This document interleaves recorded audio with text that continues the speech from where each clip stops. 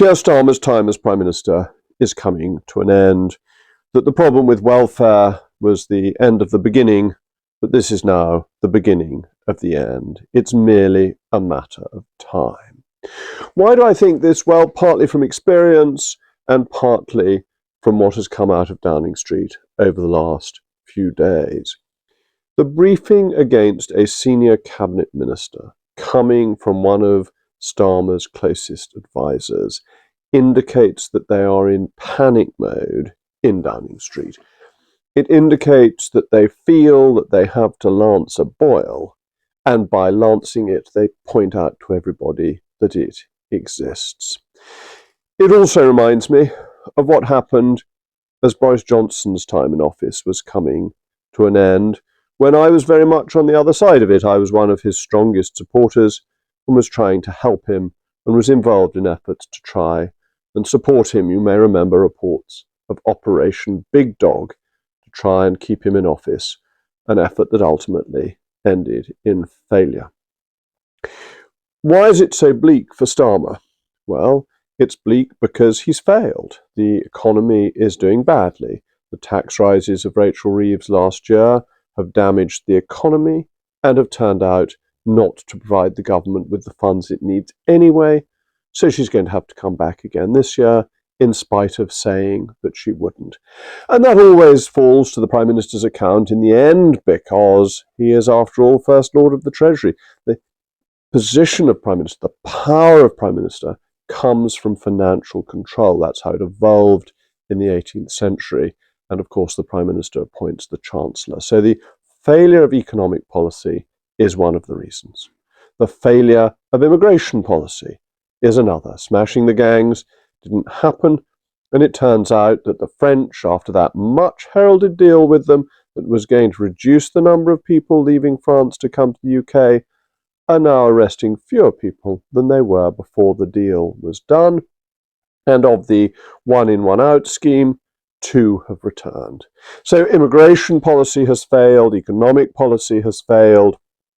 The Great European Reset looks as if it's going to cost billions of pounds. That has no prospect of success. And Chagos is a surrender of British national interest, of British defence interests, in favour of a woke view of the world. Nothing has gone right for Starmer, and the opinion poll ratings show that, with Labour now falling below the Greens, the Labour Party's worst rating in modern times. So he's not popular and he's not competent. When he became Prime Minister, I thought he would be unexciting but competent. I was right on the first, but I was wrong on the second. He has turned out not to be competent, and that puts the pressure on. And as we get closer to local elections, Labour members begin to feel that they might have a better chance with somebody else. So, in response to that, what does Downing Street do? It briefs against a leading candidate to take over from Starmer.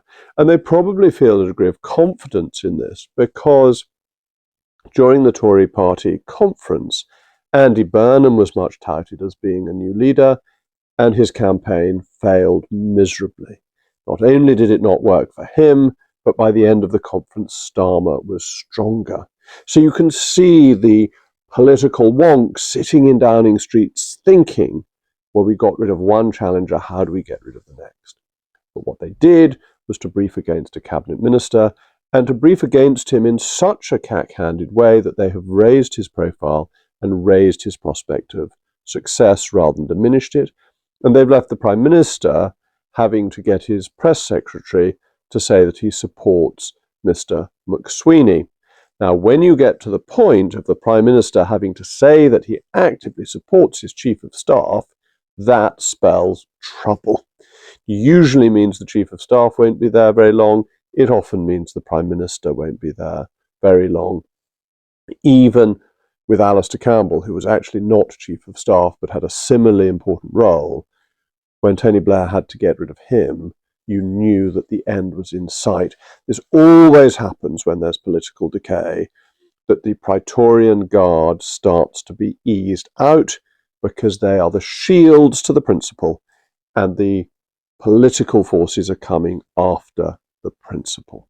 So that's the starting point. You then get people rallying around the Prime Minister. And I remember having meetings to try and support Boris when you're talking to backbenchers, you're trying to persuade them why they ought to stick with the person who got them elected, and it doesn't work.